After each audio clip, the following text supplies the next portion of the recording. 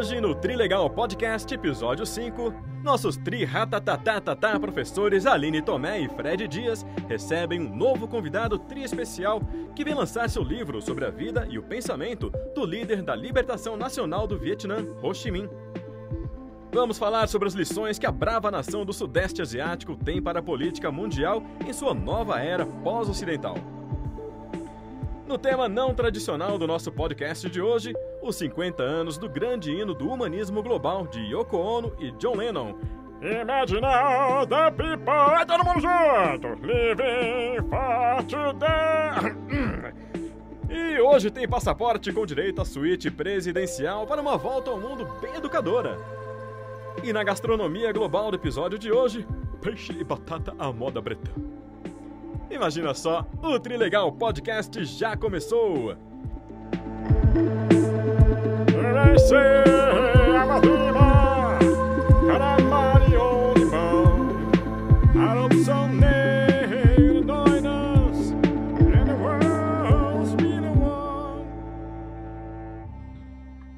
Olá a todos, sejam muito bem-vindos para o nosso episódio número 5 do Trilegal Podcast. Hoje a gente, mais uma vez, vai ter a oportunidade e o privilégio de contar com um convidado no nosso trio, né, o Pedro de Oliveira, jornalista, que já vai se apresentar e falar um pouco mais sobre ele, porque vale muito a pena conhecê-lo, saber mais da história dele, do seu trabalho, e a gente vai aproveitar também para fazer o lançamento do livro dele, mais recente. Então, a gente vai ter nesse episódio então, um pouquinho mais a respeito disso. Hoje, a nossa tri-amiga Raquel não vai poder estar, mas é por isso justamente que a gente trouxe mais um ilustre convidado e com o plus de lançar o seu livro sobre o Ho Chi Minh, a vida e obra do líder da libertação nacional do Vietnã. Olha aí. E isso também é algo que a gente pretende, além de trazer os nossos ilustres amigos convidados em oportunidades, a gente também vai fazer alguns lançamentos de livros aqui. E o primeiro, então, vai ser do nosso amigo Pedro de Oliveira. Mas não estou nem deixando as outras pessoas falarem aqui, dar o seu alô, seus primeiros cumprimentos. Fred. Olá, gente, boa noite. É uma honra estarmos começando aqui o 5º episódio do Trilegal Podcast e o primeiro em que a gente vai fazer uma ideia que a gente já tinha também, além dos convidados, mas trazer aqui o lançamento dos seus últimos produtos acadêmicos, suas publicações. E é um convidado muito ilustre, porque a gente acaba se sentindo parte um pouco dessa publicação, porque o Pedro de Oliveira, nosso convidado de hoje, foi nosso aluno no Centro Universitário de Brasília, nosso aluno entre 2011 e 2016, um aluno brilhante, mas que sempre nos trazia essa pressão do desafio de ter que ensinar alguma coisa para quem sempre podia nos ensinar muito mais. Então, é de fato um prestígio muito grande a gente poder contar com o Pedro como nosso segundo convidado aqui do Trilegal Podcast. Então, Pedro, nos dê a honra do seu cumprimento aos nossos espectadores, os internautas, Então, boa noite a todos os espectadores e internautas que estão nos assistindo, vão nos assistir em vários horários durante esses dias. Para mim é uma honra muito grande poder estar aqui conversando com o Fred, com a Aline, e espero uma próxima ocasião poder conversar também com Raquel, que são pessoas queridas que eu gostaria muito de voltar a trocar ideias e tal, como sempre fizemos, Então, estamos dispostos aqui a trocar ideias. Perfeito, muito bem, Pedro. Mas antes mesmo, até, se possível, de falar do livro, acho que a gente queria que você falasse um pouquinho mais de você, da sua trajetória enquanto jornalista, até chegar ali a ser nosso aluno, imagina, né? Ensinar alguma coisa para quem todos os dias ensinou tanto para a gente enquanto esteve lá, né? Fala um pouquinho mais de você, porque eu acho que o público merece saber um pouquinho mais sobre a sua trajetória tão interessante. Tá bom, Aline.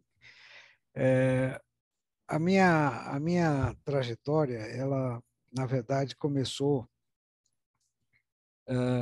principalmente a partir do momento em que eu passei a compor uma equipe de jornalistas que criou essa revista chamada Revista Veja.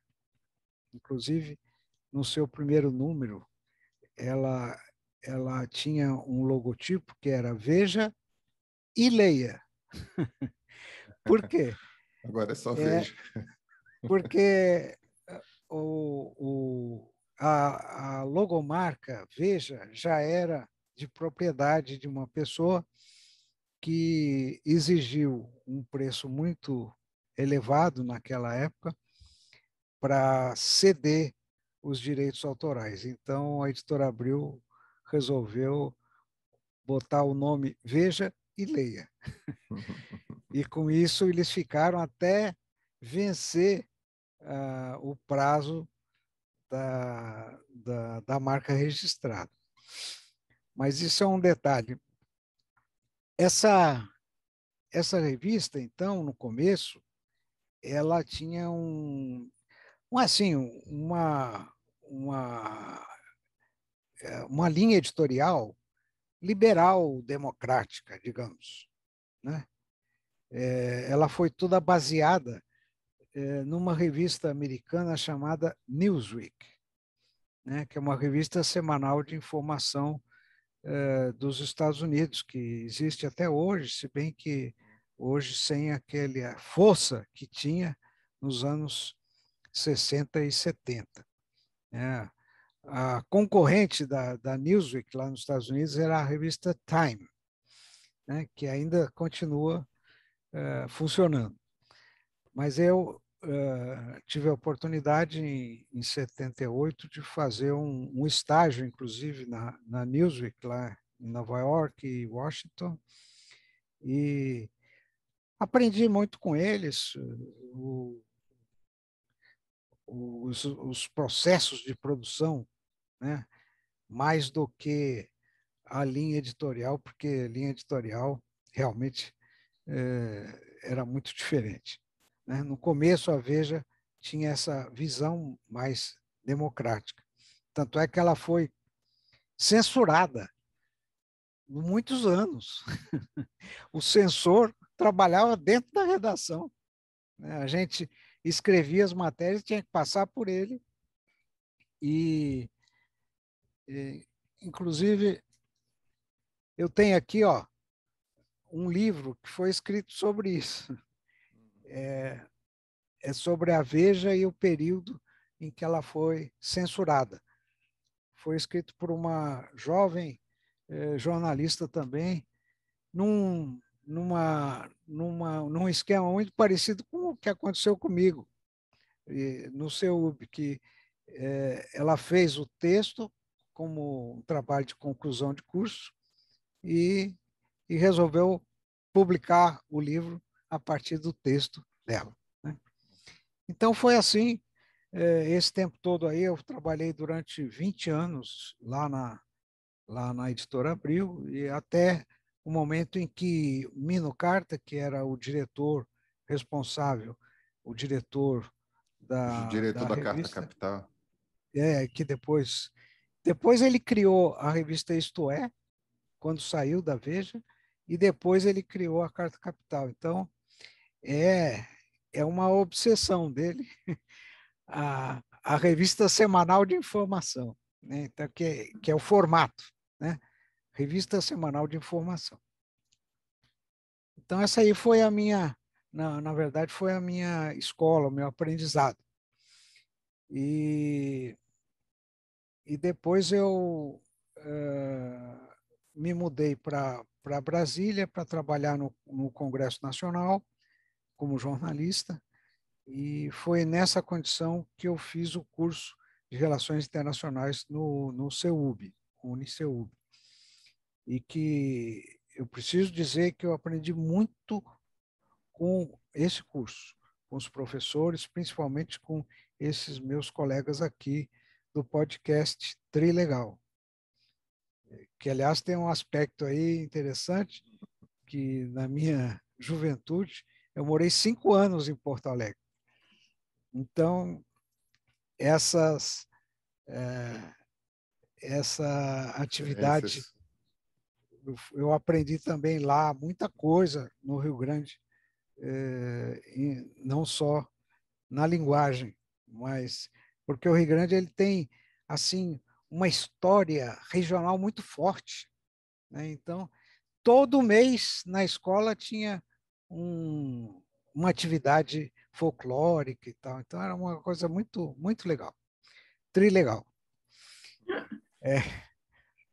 Bom, então é isso. E eu Pedro, diga.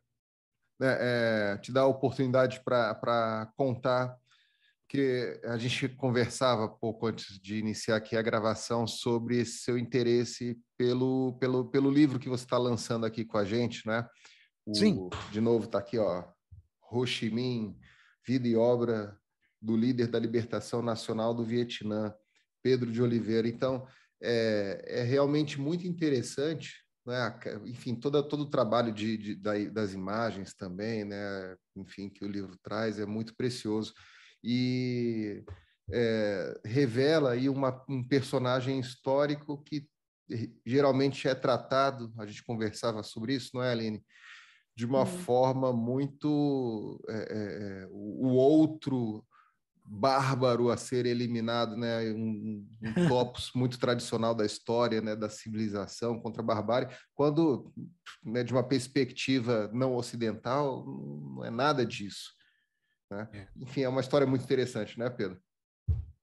Realmente, o Ho Chi Minh, ele é assim, um exemplo de um líder que foi forjado nas relações internacionais. Ele saiu do país muito cedo, tinha 18, 19 anos por aí, pegou um navio, um francês, e trabalhando na cozinha do navio, ele viajou o mundo inteiro. Passou, inclusive, 3 meses no Brasil. Você sabia que o Ho Chi Minh já passou um tempo aqui no Brasil? Pois é, ele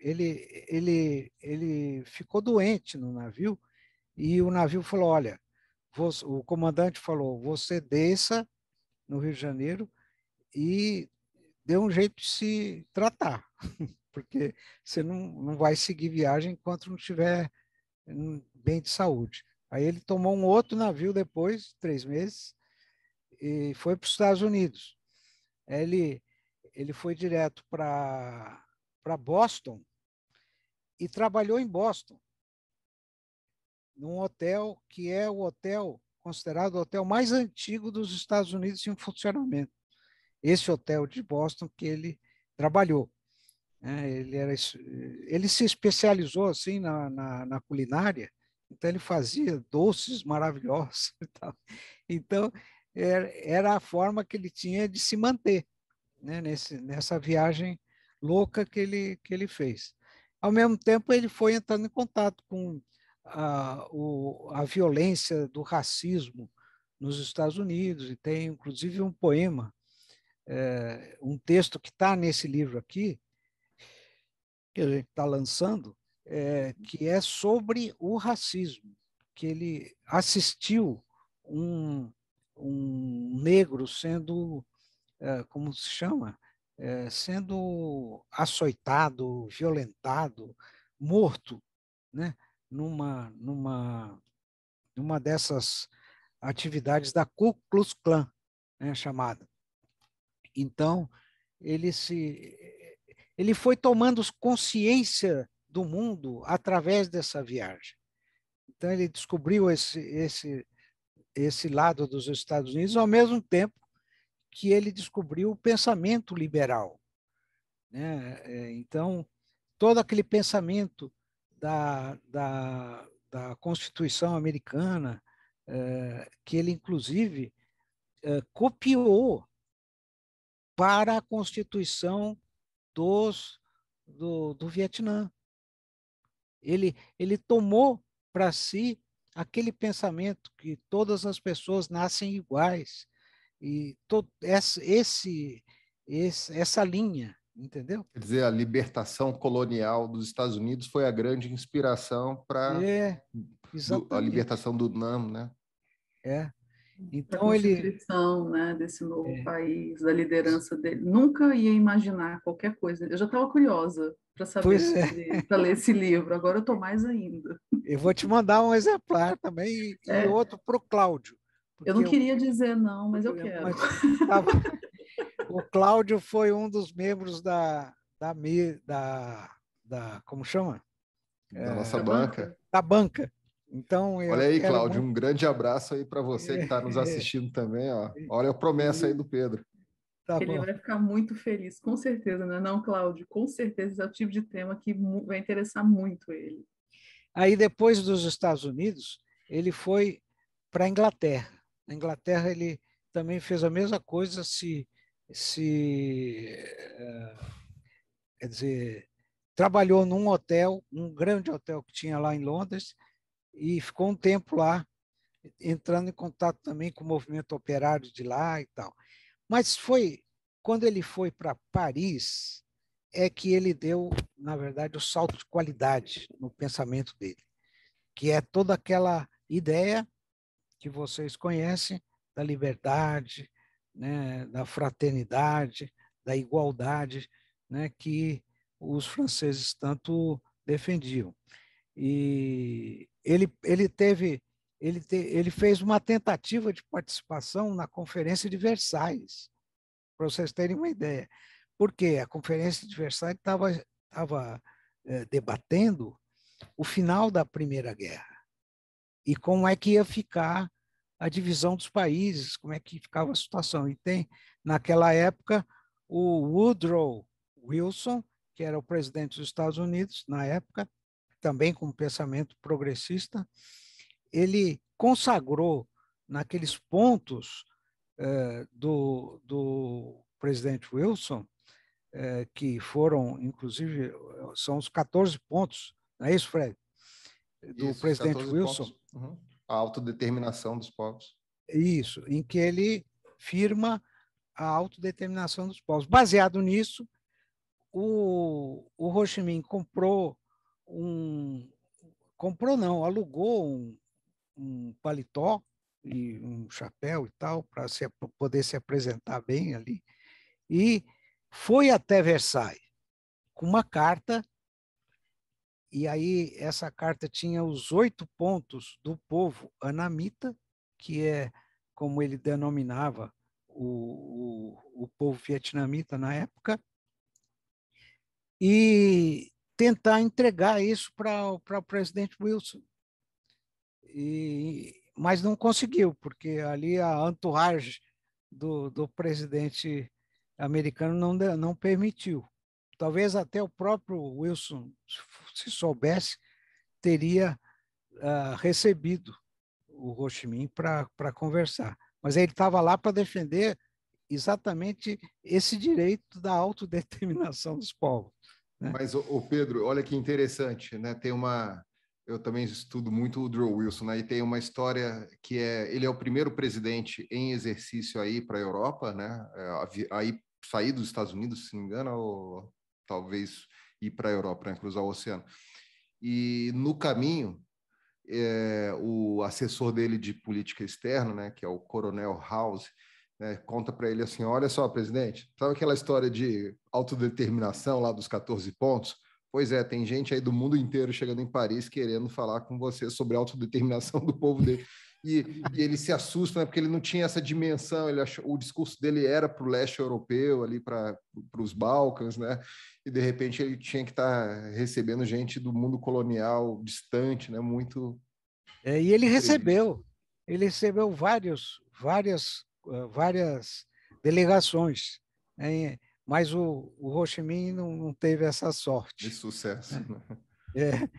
E aí... O mundo colonial era grande, né? Ainda é grande. Nossa, ele inclusive trabalha muito essa ideia que você está falando, Aline, comparando a quantidade das pessoas que viviam no sistema colonial no mundo, que eram milhões e milhões, e a quantidade de pessoas da Europa, dos países sede, né?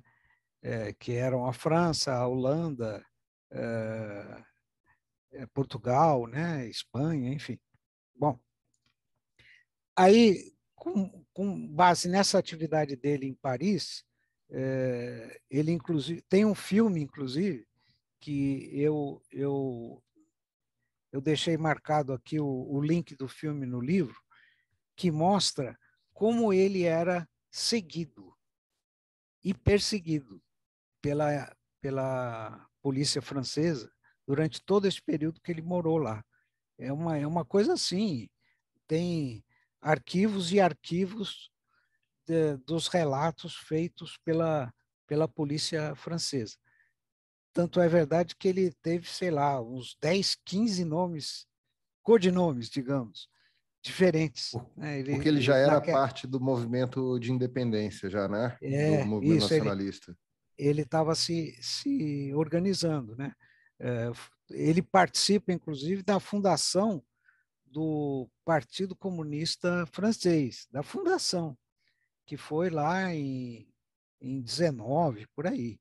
Entendeu? Eles já fizeram o centenário agora, recentemente. Mas a primeira organização que ele se filia é o Partido Socialista Francês. Então, no Partido Socialista Francês tinha uma discussão muito grande e uma parte se fundou o Partido Comunista, né? Porque não concordava com certas políticas do pessoal do Partido Socialista. Mas, com isso, ele teve a oportunidade de conhecer o Lenin, o pensamento do Lenin, né?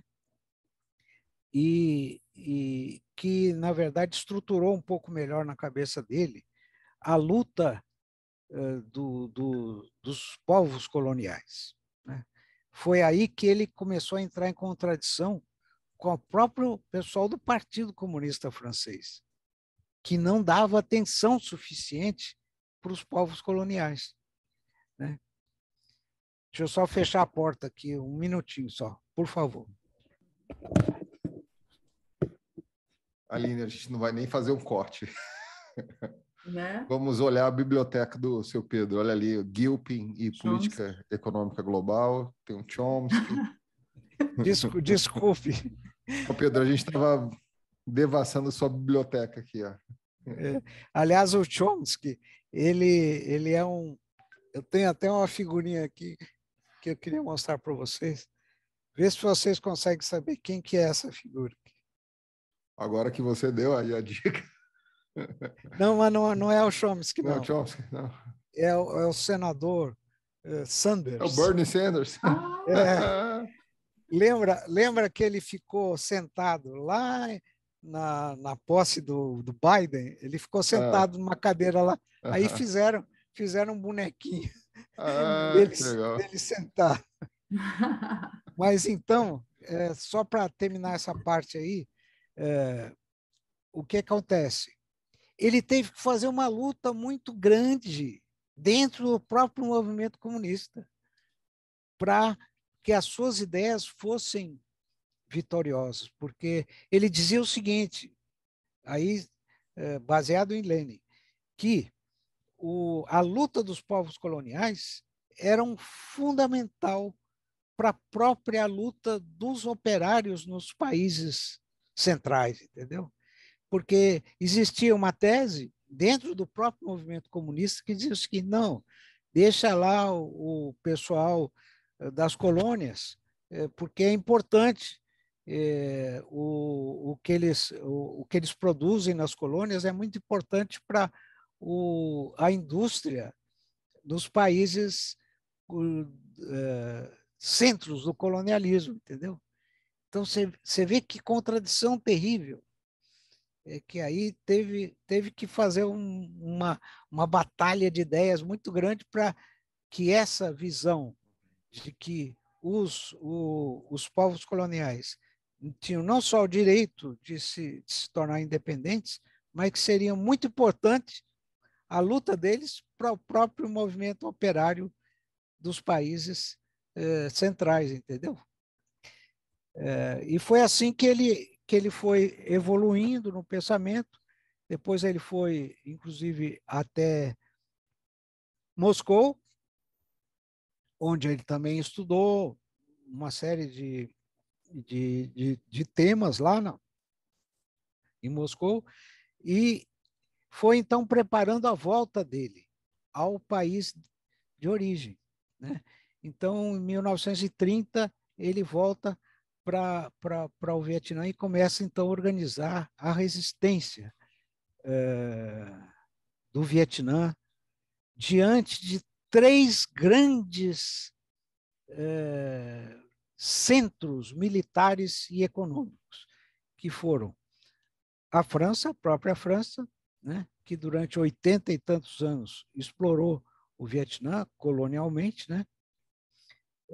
Depois, os japoneses, que invadiram também o Vietnã, um pouco antes de terminar a guerra, e depois os Estados Unidos, que substituíram os franceses, né, e continuaram a guerra do Vietnã de 65 até 75, que foi aquela foto que eu mostrei para vocês aqui, não sei se saiu na gravação atual, mas é essa página aqui do New York Times, que mostra a saída por helicóptero dos refugiados da Embaixada Americana, né?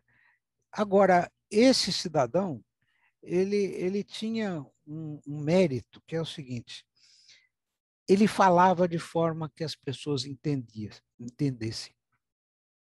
A linguagem popular, entendeu? Então, os textos que estão aqui, eu fiz, baseado no meu TCC, uma espécie de trajetória biográfica dele. Agora, depois eu coloquei os textos, uma seleção de textos escritos por ele. Então, quem for ler o livro vai perceber. Ele escreve de maneira simples, questões complexas, entende? Que as pessoas compreendem. E foi fruto desse trabalho dele também e da capacidade de organização, né? Porque em 1945, logo no final da guerra, ele, percebendo aquela situação criada no mundo, ele falou, não, agora é a nossa hora, né? E ele já tinha um exército sob comando e declarou a independência do Vietnã em 1945. Então, foi um dos primeiros países coloniais a se libertarem, né? E escreveu uma constituição com essa característica que eu falei para vocês, baseada nesse pensamento liberal americano e no pensamento revolucionário francês, né? Ele fez uma fusão, e com o pensamento também confucionista, da própria... Comunista também, não? Não tem, comunista entra aí também. elementos dos comunistas. Entra por causa da influência que os soviéticos tiveram, né? Ou seja, Pedro, a experiência do Ho Chi Minh, né, como você falava aí no início, é quase que uma síntese, né, da globalização que ele já experimentava lá no início do século XX, enfim, né, nessas viagens internacionais. Ou seja, é o entendimento da importância da pluralidade de experiências para a busca de soluções melhores para o ser humano. Então, eu ia te fazer uma pergunta, Pedro. Você acha que...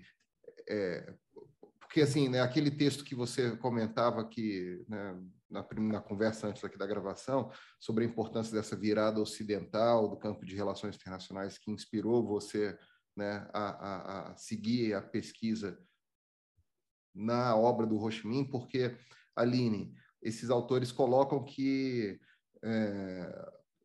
se a gente tentar procurar a teoria das relações internacionais não ocidental nesses países em desenvolvimento, em locais tradicionais que a gente encontraria teorias de RI no Ocidente, ou seja, em universidades ou centros de pesquisa, a gente não vai achar. Então, a gente muitas vezes tem que recorrer a essas lideranças que promoveram pensamentos muito originais e tal, né? Eles são a própria fonte de uma teoria de relações internacionais não ocidental. Então, foi aí que a gente pensou no Ho Chi Minh, né, o Pedro? Quer dizer, sua experiência agora, você consegue pensar o Ho Chi Minh ali como uma espécie do que os americanos têm como os pais fundadores, no sentido de uma teoria política mesmo. Quer dizer, a gente estuda aqueles federalistas americanos, estadunidenses, como teoria política mesmo. Eles estão pensando numa forma de Estado teoricamente capaz de solucionar os problemas da convivência, enfim, do conflito de interesse. Quer dizer, o Ho Chi Minh é isso também? É um federalista, né, do Vietnã, não teórico político? Com certeza. E ele deu uma capacidade que é extraordinária nas relações internacionais de conviver com grandes potências. Você veja, o Ho Chi Minh ele teve que tratar não só com os Estados Unidos, porque ele morreu em 69, então ele morreu 6 anos antes da libertação total do Vietnã, porque ele já tinha libertado a metade norte, tá certo? Em 45, como eu estava dizendo para a Aline, em 45 eles libertaram a parte norte e depois continuaram a luta para libertar a parte sul, né? E até hoje, você veja, eles têm um cuidado de ter uma boa relação, por exemplo, com os Estados Unidos. Recentemente, há uns 3 meses atrás, a Kamala Harris esteve lá visitando o Vietnã. É claro que ela levou uma série de demandas para os Estados Unidos. Por exemplo, foram jogados no Vietnã mais bombas do que durante a Segunda Guerra Mundial na Europa. É uma coisa absurda, mas foi o que aconteceu. Então, existem bombas que não explodiram lá em grande quantidade, ainda fazendo vítimas, né? Além do napalm, que eles usaram como guerra bacteriológica, né? E que as pessoas elas nascem com uma série de problemas genéticos, entendeu? Eu vi lá num museu que tem lá da guerra fotos das crianças que nasceram sob essa terrível arma biológica, né? Sim, eu assisti um documentário uma vez que mostrava isso. Inclusive, dos maiores envolvidos nesse tipo de caso, Agente Laranja e outros, são grandes empresas, grandes corporações, né, estadunidenses, farmacêuticas, que não fertilizantes do agronegócio. Fertilizantes. Eles Produtos químicos, né? Exatamente. Eles faziam testes ali e assim prejudicava. Era quase um laboratório, uma coisa assim bizarra, né? A forma que eles tinham mesmo de espalhar aquilo ali e desenvolver tecnologia, e era uma forma que eles tinham de depois aplicar, né? Aperfeiçoava a fórmula e aplicava, mas aí já tinha deixado estrago lá no outro país, que era um laboratório para eles, né? Uma coisa assim assustadora. Eles já tinham soltado aquelas 2 bombas em Nagasaki, né, Hiroshima e Nagasaki, que também foi outra tragédia humanitária terrível, né? Enfim, dessa maneira, os vietnamitas conseguiram conquistar sua independência, que é a coisa mais sagrada que eles têm, né? E hoje eles estão se desenvolvendo num ritmo até maior do que a própria China. É que eles são um país menor. O Vietnã tem hoje 96 milhões de habitantes só, né? Mas eles já estão com muitas indústrias de alta tecnologia, porque aconteceu isso, que algumas indústrias saíram da China e foram para o Vietnã, entendeu? Então, Pedro, então, oi. Você acha que o Vietnã, quer dizer, a teoria política que eu te perguntava do Vietnã, então é essa, de ser um Estado capaz de independência no meio de potências, né, de grandes potências. Isso, é. Você acha que nessa perspectiva de emergência da China, inevitável, né, quer dizer, o Vietnã vai conseguir ser um ator ainda independente, não só dos Estados Unidos, que conseguiu se manter, mas da própria China? Não, com certeza. Eles têm uma visão, isso muito clara, viu, Fred, sobre isso. Inclusive, teve alguns fatos que ocorreram ali no Mar do Sul da China, que o exército chinês avançou ali sobre alguns pescadores vietnamitas, e teve uma revolta muito grande, com processos em Haia e tudo mais. Não, eles não brincam de serviço, não. Seja quem for, para você ter uma ideia, a China, depois de 78, quando ela começou o processo de reforma e abertura, que deu nesse desenvolvimento extraordinário que eles tiveram, né? Em 79, eles invadiram o Vietnã. Foi o único país que a China invadiu, porque o outro país tinha sido, não era uma invasão, mas foi uma defesa, que foi na Guerra da Coreia. Eles participaram ao lado dos norte-coreanos para se defender lá dos Estados Unidos. Mas só aí nessa brincadeira foram 600 mil homens que morreram, chineses, né? Mas eles invadiram o Vietnã em 79, com 300 mil homens, né, e foram rechaçados pelo Vietnã, entendeu? Por quê? Porque o exército vietnamita estava a ponto de bala, tinha acabado de expulsar os americanos. E os chineses ainda estavam com o exército meio fora de esquadro, como diz meu pai, sem um preparo maior. Então, eles foram expulsos do Vietnã.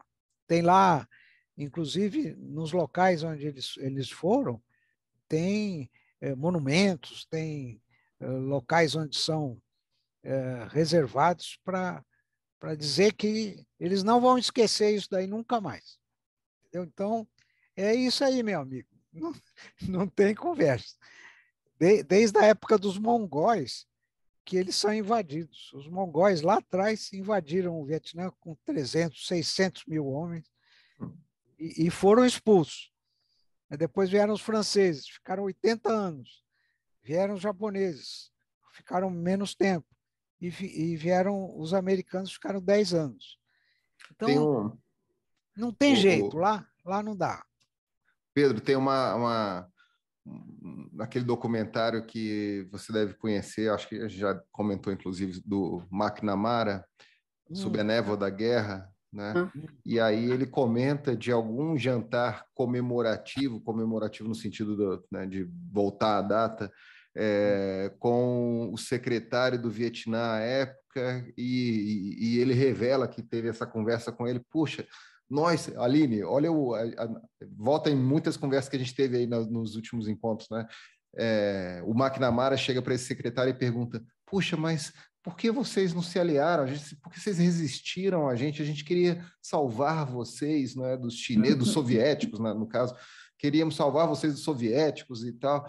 E aí o secretário responde: mas vocês não conhecem nada do Vietnã. Vocês não sabem que por, né, gerações a gente expulsou não sei quem, e não sei quem, e não sei quem. Né? A gente não ia se submeter aos soviéticos. Vocês não conhecem a nossa história. Né? Então, acho muito interessante justamente pensar aí sobre a China. Só um detalhezinho que eu lembrei agora é que o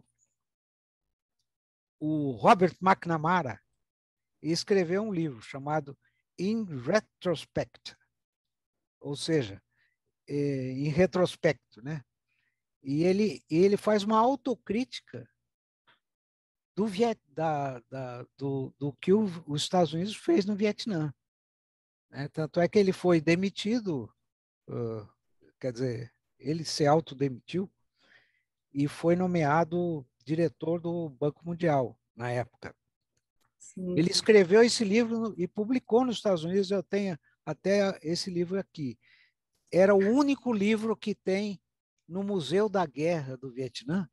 O único livro que tem no museu é o livro do Robert McNamara, que foi um dos principais algozes dos vietnamitas, né? E agora, recentemente não, já tem um tempo, aquele Patrells, sabe aquele general americano Patrells? Ele também escreveu um livro chamado As Lições do Vietnã. E uma grande lição que eles todos concordam é o seguinte: os americanos não conheciam nada do Vietnã e foram lá com o argumento de que era o dominó, né? A teoria do dominó. Se o Vietnã caísse, ia cair toda a Ásia, enfim. É complicado, né? Foi um período difícil. Eu estou pensando aqui que eu conheço bem esse documentário, passei para várias turmas de introdução há muito tempo, né? Sobre a névoa da guerra, eu não lembrava dessa parte. Mas, para mim, esse foi mais um documentário. Mais cedo aqui eu comentava, né, como que essa questão do Vietnã sempre me chamou muita atenção, né, como que aquele conflito, aquela guerra, aquelas pessoas que iam para lá sem sentido, que não conheciam o território, e acabaram, né, passando tanto tempo ali, tantas mortes. Esses dados, né, que o Pedro trouxe aqui agora, eles são assustadores. Olha quanto armamento, quanta gente, né, num conflito, mais do que na Segunda Guerra Mundial, né? Então, isso é realmente algo a ser destacado, mas eu queria comentar um pouco em cima da foto, né, que o Pedro trouxe aqui do jornal, porque quando aconteceu agora da retirada dos Estados Unidos do Afeganistão, a gente tem até um episódio aqui, né, foi o primeiro ou o segundo do podcast que a gente falou sobre a retirada dos Estados Unidos do Afeganistão, lembrou-se muito dessa imagem da Guerra do Vietnã, né, foi feita essa analogia, e eu fiquei pensando aqui em cima dessa história que você está contando para a gente, tantas ocupações, de tantas vezes que o Vietnã teve exposto à presença internacional, né, presença colonial, presença de exploração, e conseguiu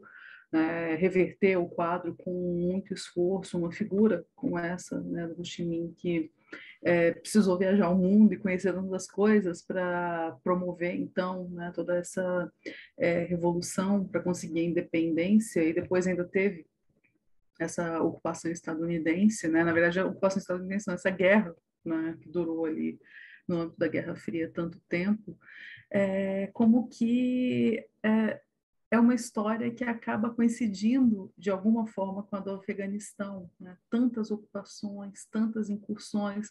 No caso do Afeganistão, talvez eles não tenham conseguido, né, essa autonomia, essa projeção, né, para se tornar independentes de alguma forma, ou ter um melhor desempenho de uma forma que, né, conseguisse um restabelecimento como o Vietnã conseguiu, né? Mas me chamou muita atenção, porque o paralelo das fotos, ele é pequeno perto de tantos paralelos que são possíveis fazer, né? Tanto do caso do Vietnã em contraposição do Afeganistão e as ocupações internacionais, quanto dessa presença estadunidense no Vietnã e no Afeganistão mais recentemente, e isso com uma estratégia, né, de política externa, que o Fred sempre trabalha muito com esse caráter, né, por vezes ussoniano, de tentar levar modelos que desconhecem aqueles locais, aquelas pessoas, aquela estrutura política, né? Então, acabou sendo o que mais me chamou a atenção aqui mesmo, dessa reflexão, né? É muito Muito interessante, né, interessante. Aline?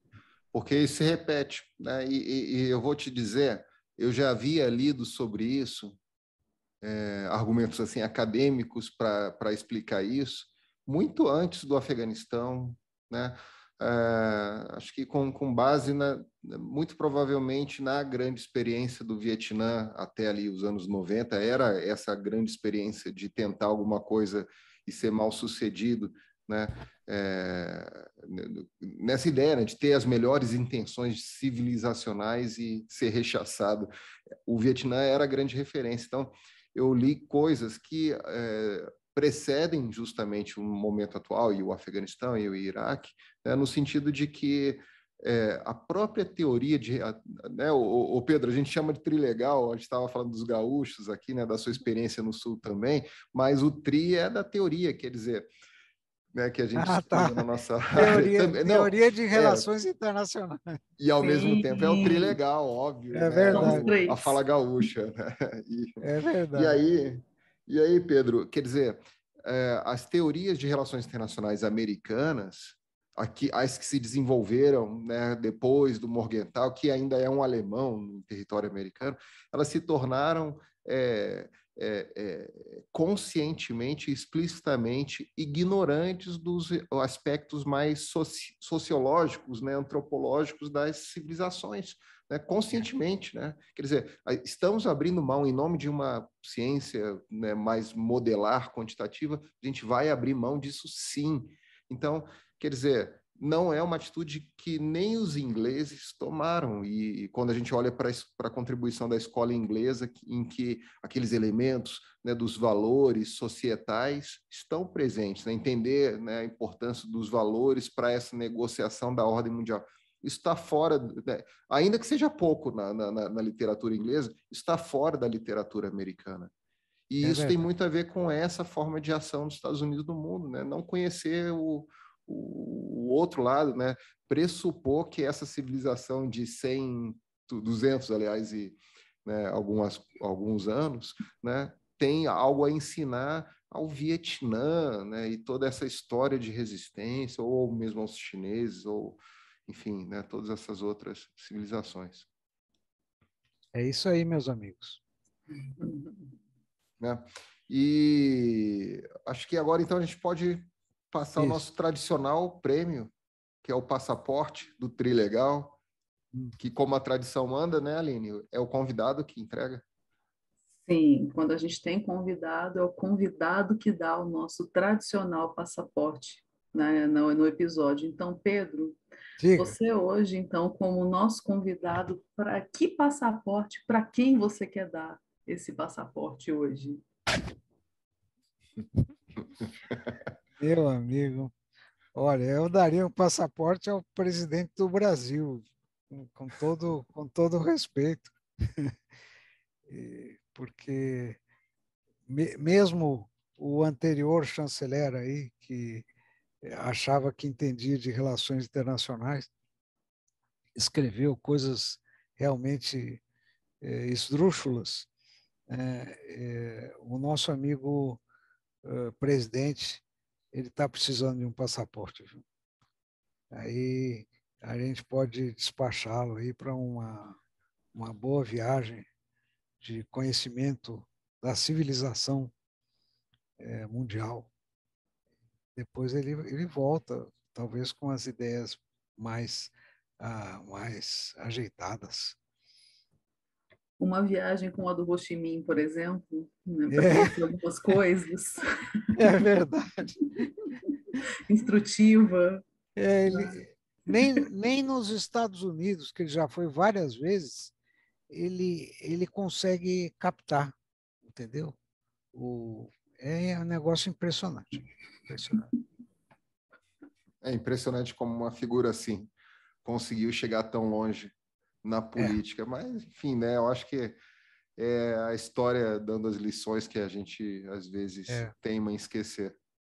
É um sinal das nossas fraquezas, né? Como nação, como civilização. Não é possível um negócio desse, meu amigo. E vem de um inesperado, né? A gente não esperava estar nesse lugar, né? Que os vácuos fossem trazer a gente para esse lugar, né? Mas cá estamos. É isso aí. Será que dá para a gente imaginar um lugar melhor a partir dessa viagem, então, Aline? Sim, você pode dizer que eu sou um sonhador, mas eu não sou a única. Muito bom. Esse, então, é o nosso É segundo o, gan tema. é o É o gancho para o gancho. nosso segundo. Né? É o gancho.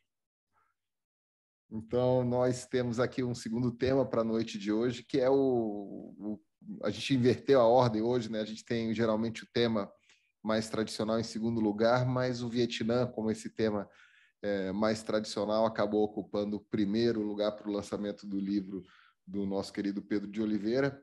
E agora a gente traz, então, esse tema menos tradicional, que é justamente os 50 anos completados no último mês da música e do disco Imagine, do John Lennon. Né? É a música, não é difícil achar uma referência para essa música como a mais influente, né, música, socialmente influente música já escrita, é uma música que é uma crítica bem explícita. O John Lennon dizia, né, eu aprendi a fazer a crítica agora, a gente tem que falar as coisas que a gente quer, mas passar um melzinho em cima, ou seja, é uma linda música, né, uma canção muito bonita, muito simples, né, mas que tem uma profunda crítica anti-establishment, né, anti-elites, anticapitalista, pacifista, mas revolucionária, em nome de uma nova ordem global, sem religiões, sem países, sem posses, sem guerra. É uma música contextualizada pelo mesmo momento que o Pedro entrou aí na sua faculdade de jornalismo na USP, né? Esse período final dos anos 60, o fim dos Beatles e início da carreira justamente do John Lennon, é o segundo disco dele, né, de 1971, então justamente os seus 50 anos, né? E muita coisa importante, né, é trazida como mensagem. O Pedro talvez seja uma das grandes referências que eu tenho aqui no nosso ensino de relações, na experiência, né, como professor de relações internacionais, quando trabalhamos temas como, né, aquele tema introdutório do debate entre realistas e idealistas no campo de relações internacionais. Eu estou lembrando justamente que é um tema, né? A Aline é professora da mesma matéria, Introdução às Relações Internacionais, que eu, e a gente introduz esse debate que é um debate essencialmente anglo-saxão, se não americano, muito simplificador dos diversos temas que a gente tem, mas muito didático para os alunos ali que estão entrando, né? E uma vez a gente trabalhando aquela clássica passagem do Tucídides e o diálogo da Ilha de Melos, né? O diálogo meliano, o Pedro, instigado, né, por toda a sua experiência e interesse, no final da aula ele falou assim, mas e se os vietnamitas, né, não tivessem sido idealistas? E se os vietnamitas tivessem se entregado a essas regras, supostas regras, né, da política internacional que os atenienses uma vez impuseram aos melianos e os estadunidenses queriam impor aos vietnamitas? Ou seja, né, os melianos sofreram pelo seu idealismo, mas os vietnamitas tiveram um outro resultado ao longo da história, né? Então, Pedro chamou isso atenção em sala, marcou muito o momento, enfim, né, o debate, mas mais ainda, Aline, essa daí eu não sei se você vai lembrar, mas a Aline estava certamente entre nós já.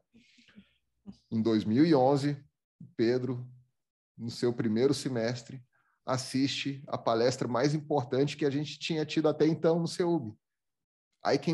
John Ikenberry, lembra? Lembro. Durante a palestra do Ikenberry, né, ele simplesmente, na hora das perguntas do público, né, o Ikenberry em pessoa lá, depois de fazer uma discussão sobre o futuro da ordem liberal internacional, o Pedro simplesmente pergunta: cara, essa sua fala não é um tanto idealista, não? Para matar qualquer um, né, do coração. E o Ikenberry, né, fez todo o esforço, né, o malabarismo para se livrar daquela acusação que o nosso jovem calouro de relações internacionais fazia naquele momento, né, Pedro? Eu até tinha esquecido exatamente qual foi o ângulo da pergunta, mas agora você lembrou bem. Mas eu fiquei impressionado, viu? Quando você me falou do Imagine, dos 50 anos da música e tal, eu fiquei impressionado porque tem um outro aspecto que está ligado com tudo que a gente conversou antes, que o John Lennon, ele teve um papel nos Estados Unidos de primeira ordem na questão da paz, ao levantar a bandeira da paz e contra a guerra do Vietnã. Do Vietnã, especificamente, né? É uma coisa impressionante. Quer dizer, o Imagine foi escrito em 71. Foi escrito em 71. Inclusive, tem um lance interessante, que é o seguinte, viu, Aline? Que o John Lennon faz uma autocrítica, porque ele não citou, na primeira vez que eles lançaram a música, em 71, ele não citou que uma das pessoas que ajudou a elaborar o texto, o tema e a própria música foi a Yoko Ono, a companheira dele. Na época, eles já estavam juntos, né? Então, ela, em 60, isso foi em 71, né? Em 68, se não me engano, ela inaugurou uma exposição com a obra dela, era uma artista plástica. E que a palavra imagine foi a palavra dominante nessa exposição, né? E ela contribuiu assim decisivamente para a elaboração da música. E na época depois, o próprio Lennon reconhece, ele fala: olha, eu era meio egoísta nessa época e até machista, ele fala. Tem uma frase dele que ele diz que ele era machista e escondeu a participação dela na elaboração da música. Só um tempo depois, talvez uns 2, 3 anos, é que ele reconheceu publicamente e falou do papel da Yoko na música. Eu achei muito interessante isso. Shame on you, né? Que vergonha, John Pois Lennon. é. Mas pelo menos ele em algum momento reconheceu isso, que também não era muito comum na época. Na verdade, sobre esse tema, um dos destaques que eu queria fazer era justamente sobre a Yoko Ono, né? Fãs dos Beatles, eu também sou. Não digam que eu sou desgarrada, porque eu vou enaltecer essa mulher aqui, mas eu vou.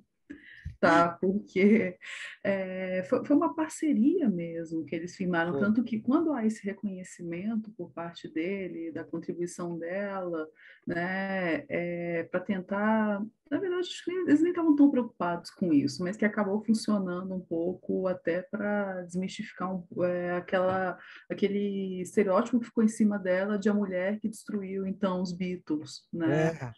Ela foi em parceria com ele, que isso foi uma coisa que eles fizeram, né, e depois passaram a fazer cada vez mais juntos, aqueles protestos, os dois deitados na cama, né, em prol da paz, aquela coisa toda.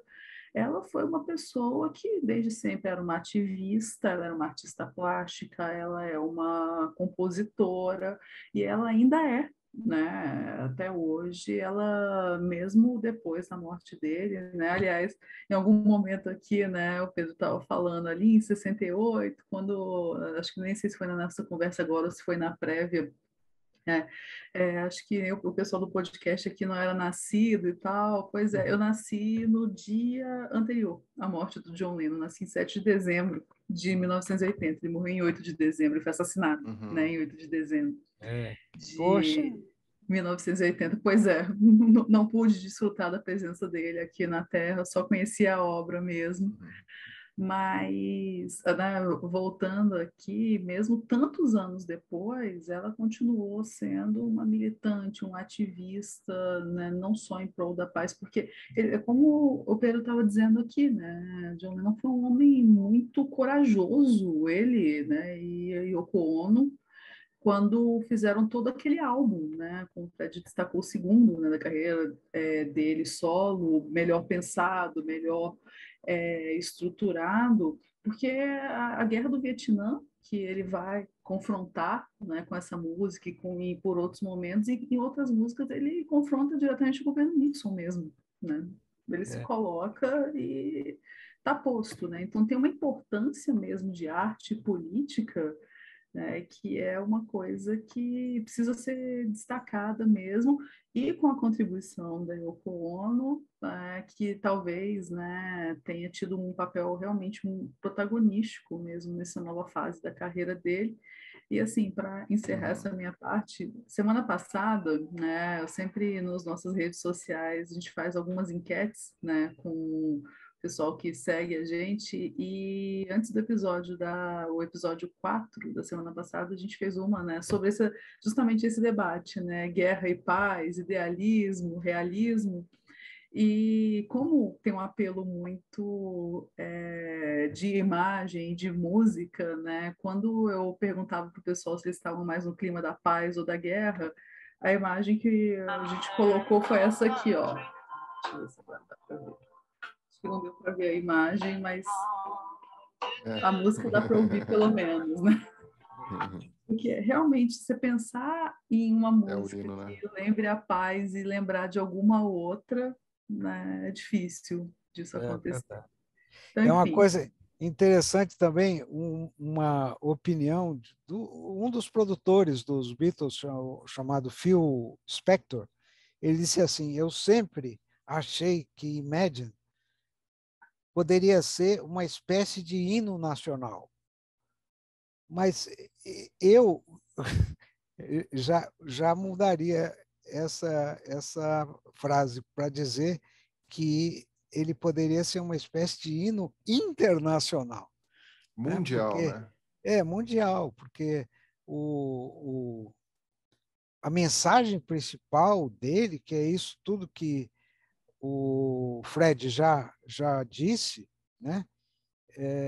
É de um mundo único, de fraternidade, de igualdade, né? Que é até, digamos assim, pelo menos para mim, é o objetivo das relações internacionais, entende? É construir esse mundo, né? Em que exatamente o que a letra do Imagine diz, um mundo sem guerra, sem, como é que ele diz? Ele fala to kill or Nothing die. to kill or die for.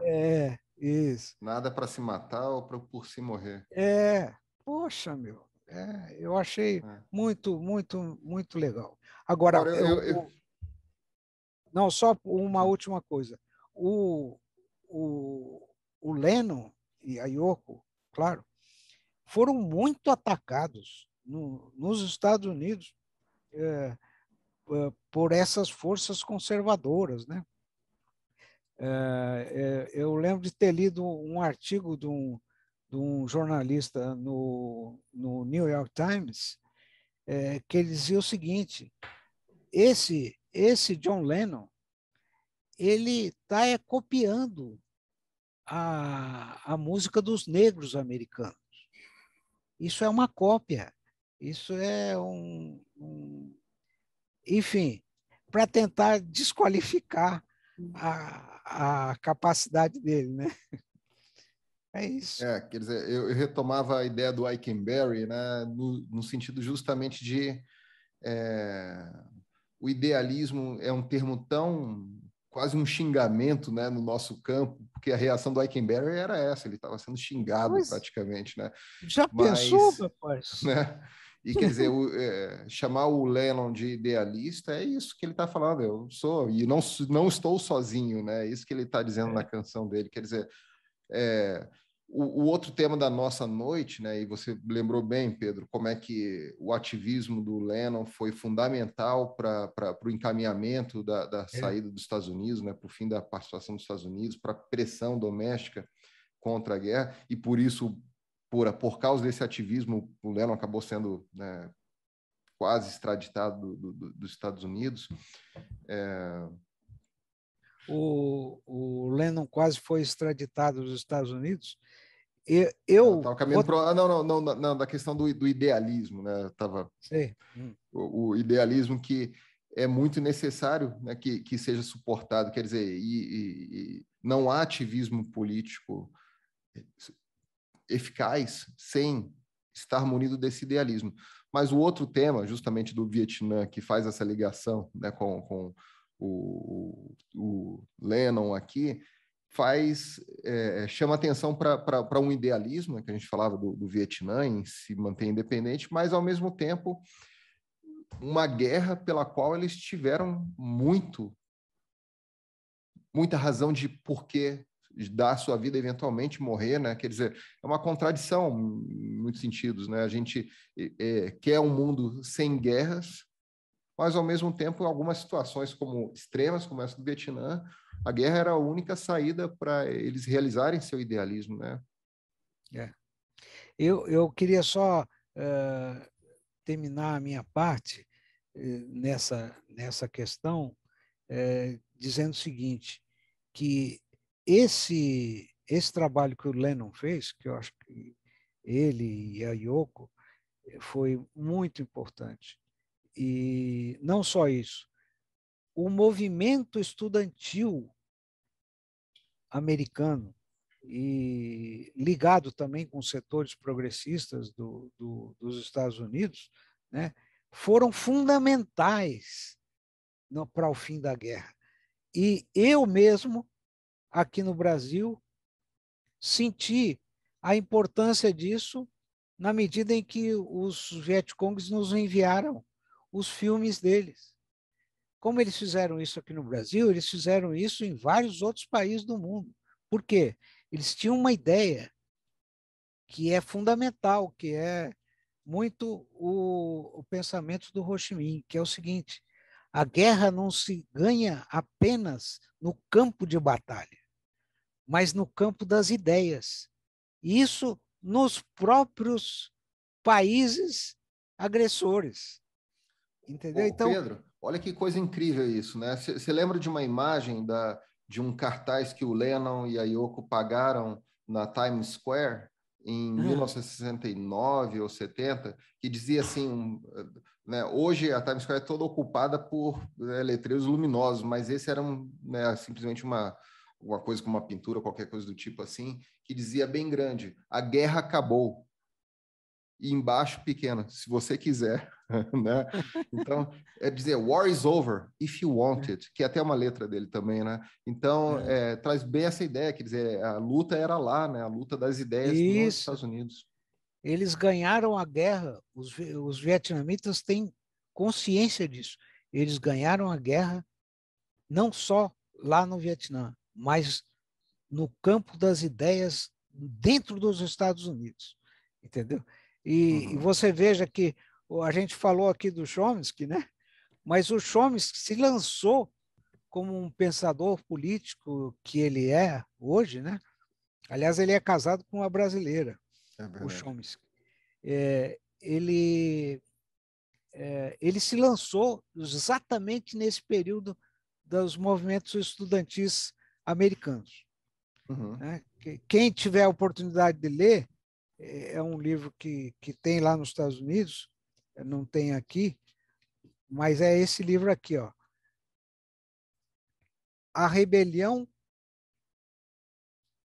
na Universidade, que faz um trabalho de pesquisa gigante sobre como o movimento estudantil americano se desenvolveu e cumpriu um papel extraordinário na política americana. Eu vou fazer um salve para o movimento estudantil, não só o americano, mas o brasileiro, do qual você fez parte, Pedro, e do mundo todo. Que foi onde você teve acesso a esses filmes, então, né, Pois que é. você mencionou. E você falando sobre filmes e movimento estudantil, porque o papel foi muito importante, esse período de 68, conhecido como período de 68, no mundo inteiro, então, na França, no Brasil, nos Estados Unidos. E aí eu lembrei de um outro filme que era muito circulado também nesse período, que é a Batalha de Argel, né? Batalha Que Argel. era considerado como um desses filmes subversivos, né? Que É tinha verdade. que ser escondido, porque essas outras versões, gente, elas precisam ser dadas, a versão da Argélia, da Guerra de Independência, da violência francesa, que é um caso, né? Esse filme, A Batalha de Argel, é de um diretor chamado Giulio Pontecorvo.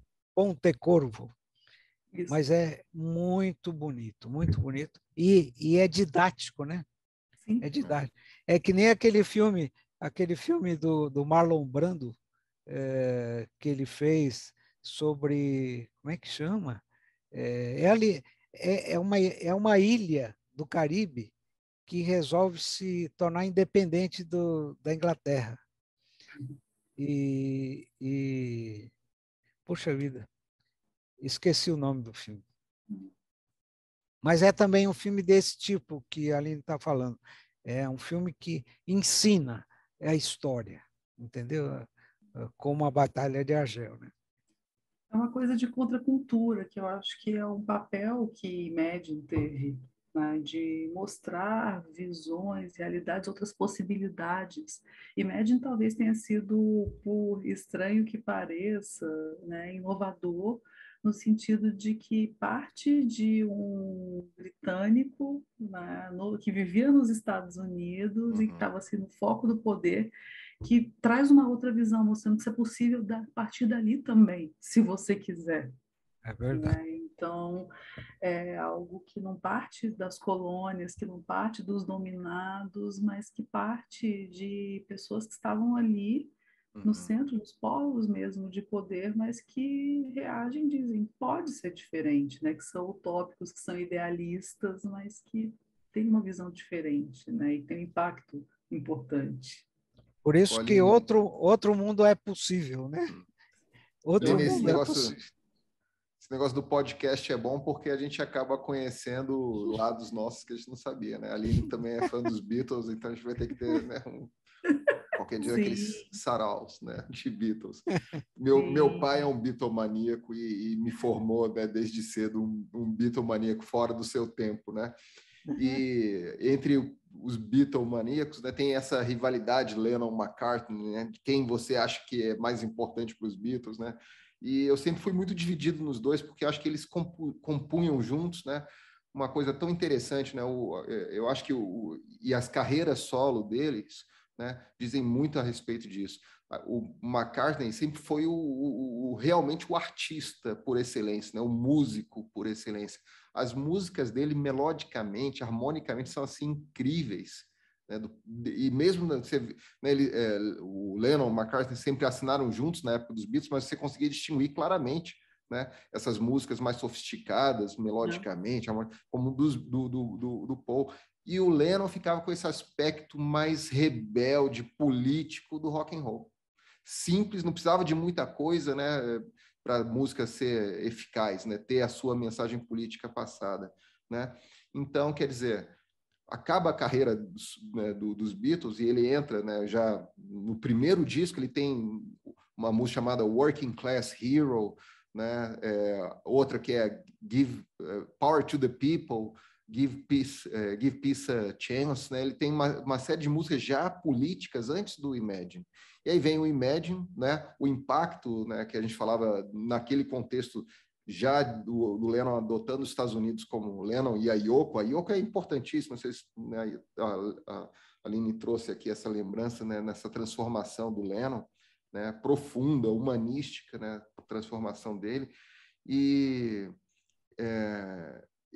quando o impacto da música está dado, enfim, ele já está sendo perseguido pelo governo do Nixon, né, inclusive que faz, né, de tudo para conseguir tirar ele do país, e dentro dessa transformação que ele vivia, ele passou a perceber o recado dos Estados Unidos e, com medo de uma deportação, né, sumiu da mídia por um bom tempo ali, né, voltou aos seus trabalhos mais artísticos, mas essa parte política ele deixou de lado. Mas o efeito estava dado, né? O efeito político da obra dele já estava dado. E aí eu lembro o seguinte, Aline, aqui eu vou fazer um sincericídio, né, que é o fato de que a gente pensou ali num tema menos tradicional para trabalhar, essa invasão coreana, né, que a gente assiste hoje, né, o Pedro, o tal K-pop, né, o pop coreano, né, a série hoje de muito, né, famoso Round Six, né, da Netflix. E, assim, eu vejo muitos alunos ali pedindo para estudar o soft power coreano e a referência desse soft power, que já não é um conceito que eu gosto muito, né?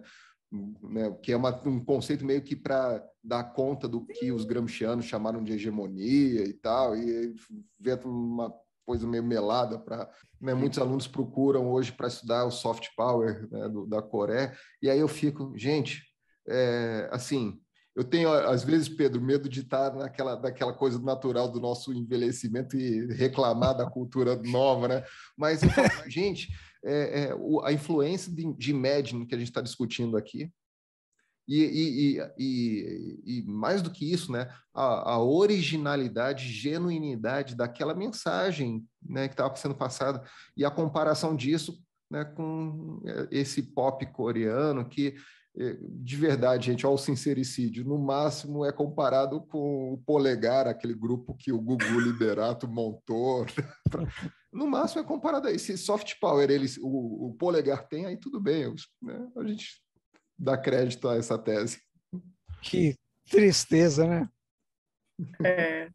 Isso é tipo um sincericídio mesmo, né? Porque os nossos alunos, eles curtem real, né? O K-pop, principalmente, né? E eu fico também impressionada com a adesão, né, das séries coreanas. Mas, enfim, não é o tema de hoje. Será ainda, para minha dor.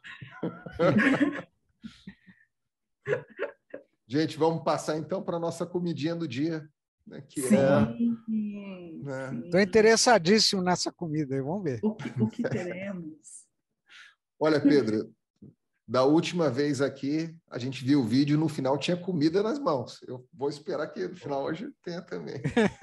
Não, né, Aline? Não. Não, hoje a gente deixa essa expectativa, não. A gente não teve patrocínio hoje, não. Não. Mas poderia. Vai rolar, né? Sim, estamos abertos. Gente, então vamos assistir aqui.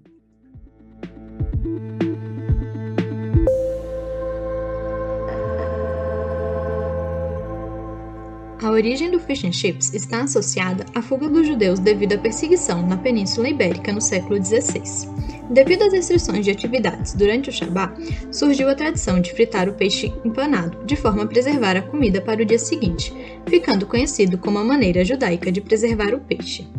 Há uma divergência histórica em quem foi o primeiro a servir o peixe com as batatas na década de 1860 na Inglaterra, sendo essa disputa entre Joseph Malin de Londres e John Lees de Moseley. Mas a sua popularização aconteceu na segunda metade do século XIX, com o desenvolvimento da rede de arrasto, que possibilitou a queda do preço do peixe, tornando-se assim a alimentação padrão dos trabalhadores da Inglaterra. A importância do prato é tão grande no Reino Unido que o peixe e a batata foram um dos poucos alimentos a não sofrerem o racionamento durante a Segunda Guerra Mundial.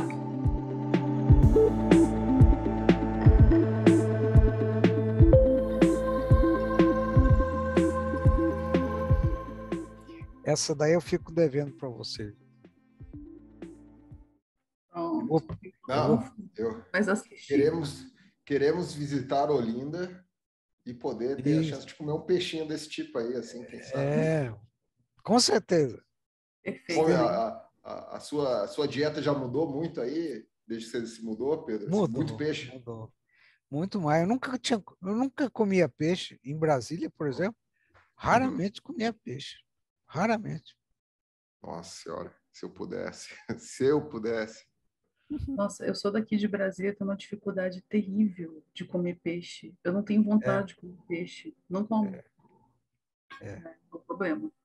Porque ele não chega aqui muito bom, assim, não é tão fresco quanto no litoral, né? Acho que é isso. Porque eu não gosto de peixe, sabe?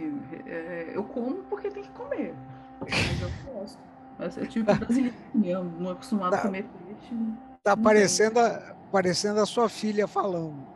Né? É tipo, tô falando isso porque ela tá dormindo, né? Se eu falar na vida da criança, eu tô perdida, mais do que eu já tô Mas todo você dia. sabe, Aline, a gente estava falando que não temos patrocínio, né? Mas poderíamos ter. Você sabe que tem um restaurante aqui na Asa Norte que prepara um fish and chips? Você sabe? É do marido de uma amiga minha.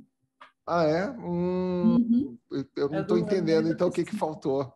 O que faltou para a né? gente estar aqui A agora? cara de Priscila, não falo com você tem uns 2 anos, saudade.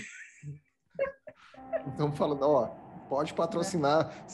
A gente tem semana que vem COP26 em Glasgow. Glasgow também, fish and chips também é prato popular de lá, né? Até porque eu dei uma olhada, gente, as outras comidas, fora o fish and chips, as típicas mesmo da Escócia, né? Mas é interessante, né? Assim, porque é uma comida tão simples que peixe e batata, né? O nome mesmo é peixe com batata.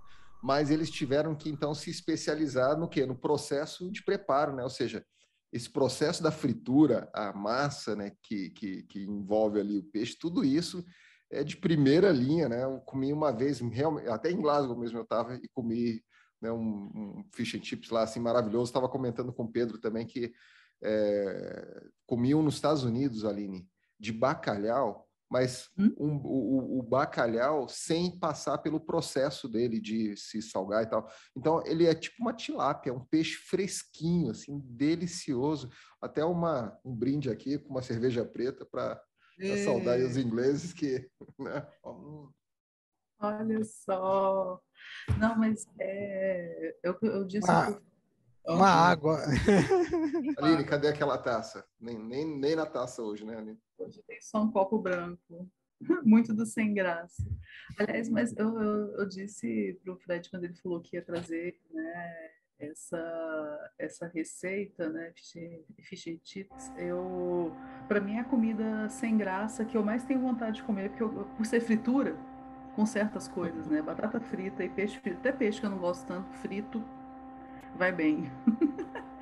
É muito gostoso, né? Fritura. A técnica da fritura, né? Meu Deus do céu. E assim, fritura é uma coisa... fritura de imersão, né? Uma coisa que em casa é impossível, né? Tem que ir realmente em um lugar especializado fazer essas besteiras.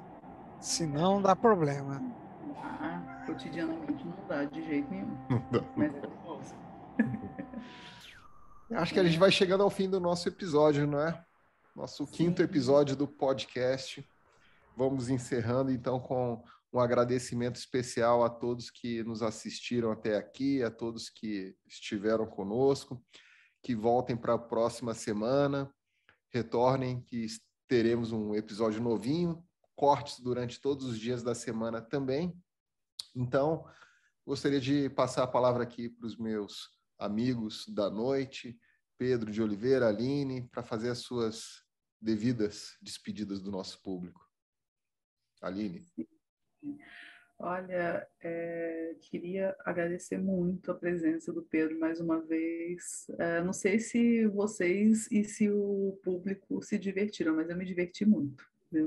Foi uma conversa incrível. Então, tomara que vocês tenham aproveitado também, assim como eu. Muito obrigada, Pedro, muito obrigada a todos, né, que estiveram até aqui e continuem, né, voltem semana que vem, né, se inscrevam, likes, né, curtam, porque é importante para a gente, dê os feedbacks, por favor. Né, Pedro? Então, gente, eu agradeço muito essa oportunidade, para mim foi um prazer imenso poder voltar a falar com vocês e trocar ideias, que eu acho que é uma grande saída para resolver todos os nossos problemas. Encontrar um termo comum e um caminho para a gente trilhar juntos. Então, agradeço muito, Fred, Aline, e deixo um abração forte para Raquel, logo que ela possa voltar. Eu vou ficar assistindo agora toda semana.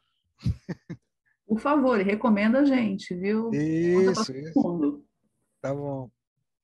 Isso, então, aquele beijo especial, o salve, né, especial para nossa querida Raquel, nos assistindo aí. Certamente está aqui até o final, nos assistindo até esse momento, né? Claro. E então, para todo mundo, uma boa noite, uma boa tarde, um bom dia, um bom resto de dia. Nós agora temos uma madrugada ainda pela frente para acordar para mais um dia longo de trabalho, né, Aline? A Aline tem palestra amanhã de manhã, né? É isso. A Aline está muito, muito prestigiada, né? Palestrando aí com o nosso grande ex-ministro, o melhor ministro de Relações Exteriores de todos os tempos, seu Pedro, que é o nosso querido Celso Amorim. Eita! Está muito prestigiada, Aline, vou te dizer. Eu achei tão chique. Na verdade, assim, eu só fiz uma prévia antes da palestra dele, mas aí a gente entrou no mesmo Zoom, né? A minha vontade era... eu achei tão chique, sorte que não foi presencial, né? Que quem convidou foi o pessoal do DARREL, Pedro, do Diretório do Acadêmico dos Estudantes. Se fosse presencial, acho que eu ia passar o ridículo, né? Da professora ir lá, oi, eu posso tirar uma foto? Né? Eu dei um jeito... Vem mais para perto aqui, ó.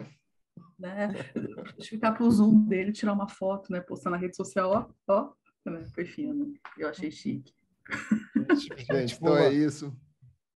A gente vai encerrando o nosso podcast Trilegal, episódio número 5.